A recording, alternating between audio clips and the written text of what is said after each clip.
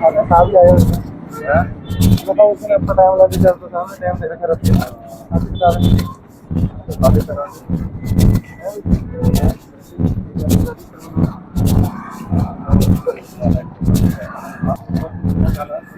चल चलिए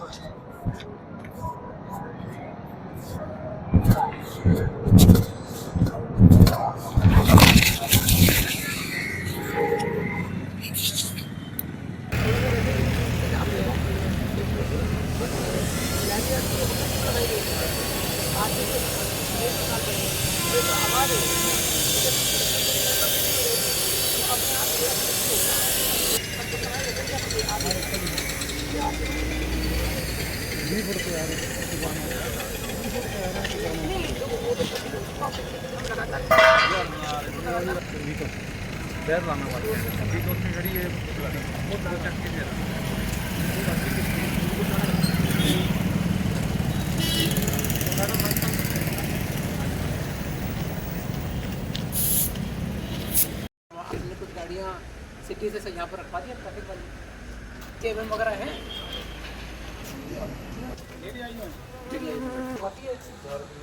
हाँ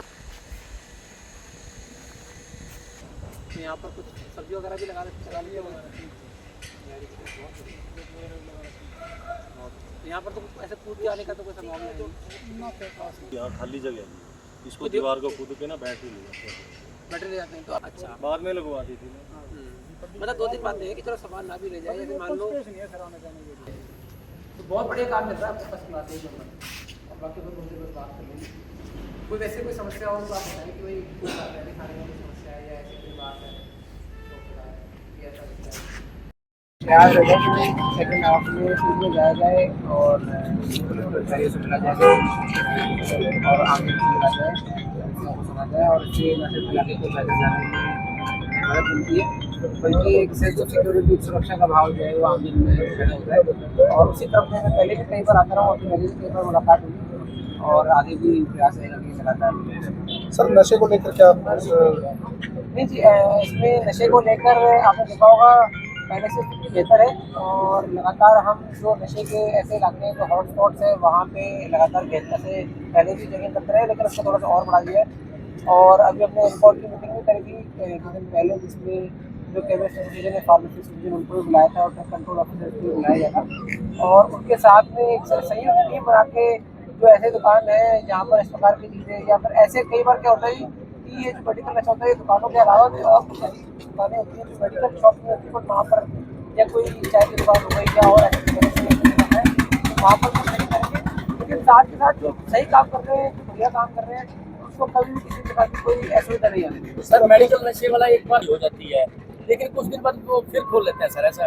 इसमें देखिए बात क्या है कि जो मेडिकल नशा जब पकड़ा जाता है तो ये जो कार्रवाई होती है ड्रग एंड कॉस्मेटिक एक्ट के अंदर होती है। तो ड्रग एंड कॉस्मेटिक एक्ट में ड्रग कंट्रोल ऑफिसर को अथॉरिटी होती है चेकिंग वगैरह करने की। वो संज्ञा अपराध नहीं होता है उसके अंदर।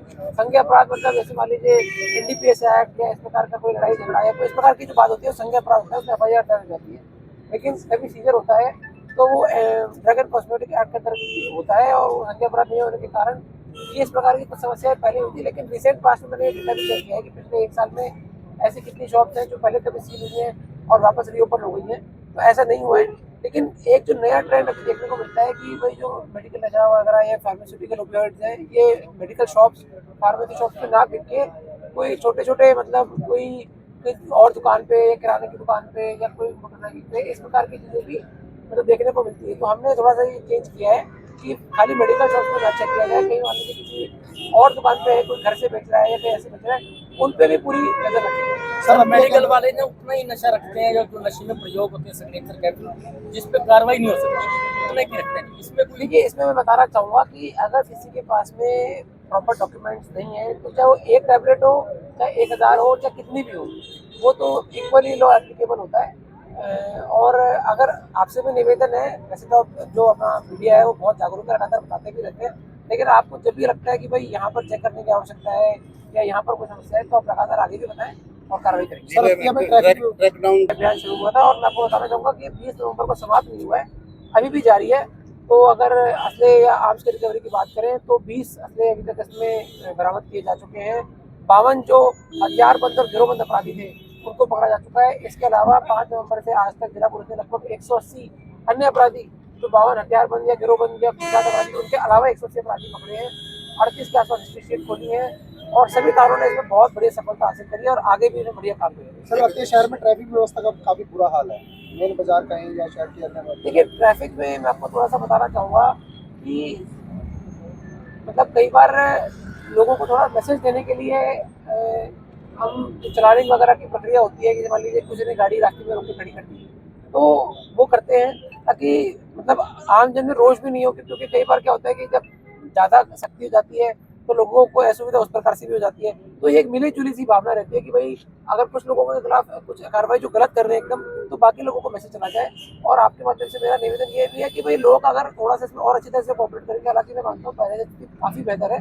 जैसे मान लीजिए जितना समय हो सके अपनी गाड़ियाँ साइड में लगाएं, बीच रास्ते में गाड़ी ना रोकें और मोबाइल का इस्तेमाल नहीं करें गाड़ी चलाते हुए या शराब पी के गाड़ी ना चलाएं। पहले से काफ़ी अच्छी है हमारी जो ट्रैफिक पुलिस में बढ़िया काम कर रही है। लेकिन कई बार क्या होता है कि कोई फेस्टिव सीजन होता है या और कोई बात होती है तो होता है क्योंकि रोड उतनी चौड़ी है फिर कुछ थोड़ा एंक्रोचमेंट भी हो जाता है, तो उस कारण से रोड की जो इफेक्टिव विड्थ है वो कम होने के कारण थोड़ा सा ट्रैफिक का दबाव बढ़ जाता है। लेकिन उसको देखिए वन वे करना कोई बड़ी बात नहीं है, वन वे तो कभी भी किया जा सकता है, इसमें कोई लंबी चौड़ी बात नहीं है, वो तो ड्यूटी लगा के कभी भी वन वे किया जा सकता है। लेकिन अब ये देखने की आवश्यकता है कि भाई कितने लोग उससे समर्थन करते हैं या उससे संतुष्ट है। वन वे करना तो देखिए किसी भी रास्ते में कोई कभी भी कर सकते हैं जी। बाजारों के अंदर कहीं तो बहुत ज्यादा जाम लगा रहता है लगातार, लोग परेशान होते हैं, तो उनके लिए नहीं, मैंने जैसे आपको बताया कि कई बार क्या होता है बाजारों के अंदर जाम लगने की स्थिति क्या होती है कि दुकानदार वगैरह अपना सामान दुकानों के आगे काफी रख लेते हैं, है ना। तो जो इफेक्टिव विड्थ है, जैसे मान लीजिए ये 60 फुट चौड़ी रोड है तो 10 फीट अगर दोनों तरफ से लोगों ने सामान रख लिया तो इफेक्टिव विड्थ कम हो जाती है। तो हमारे जैसे ERP वगैरह है, हमने उनको पहले भी बोला है कि आप लगातार मुनादी करवाएं कि अपना सामान पीछे हटाएं, वरना नियम अनुसार लीगली कार्रवाई की जाएगी। तो उसको और थोड़ा सा अग्रेसिवली करेंगे जी। अगर कहीं कैलेंडर देना पड़ा तो वो भी देंगे और नगर निगम नगर पालिका के साथ में कार्रवाई करेंगे ताकि जो इस प्रकार की चीजें तो विड्थ थोड़ी बढ़ जाएगी, उसी से अपने आप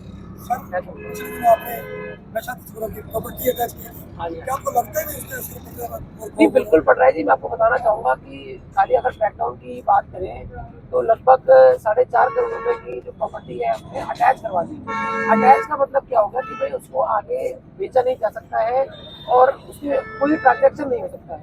तो इससे डेफिनेटली ऐसे लोग जो इस प्रकार की चीज़ों में संलिप्त होने का मन बना रहे हैं या ऐसे कुछ असामाजिक तत्व हैं, तो उनको दिमाग में ये बात बैठ जाएगी कि भाई अगर ये सब करके कुछ आ भी रहे और उसमें कोई इन्वेस्ट कर दिया या कोई ऐसा कुछ सामान खरीद लिया, कोई प्रॉपर्टी खरीद ली, तो इवेंचुअली वो अटैच हो जाती है, तो उनका जो भी अपराध के द्वारा धनोपार्जन किया जाता है वो समाप्त हो जाता है। मैं बिल्कुल मानता हूँ कि ये लॉन्ग टर्म और सक्सेसफुल है।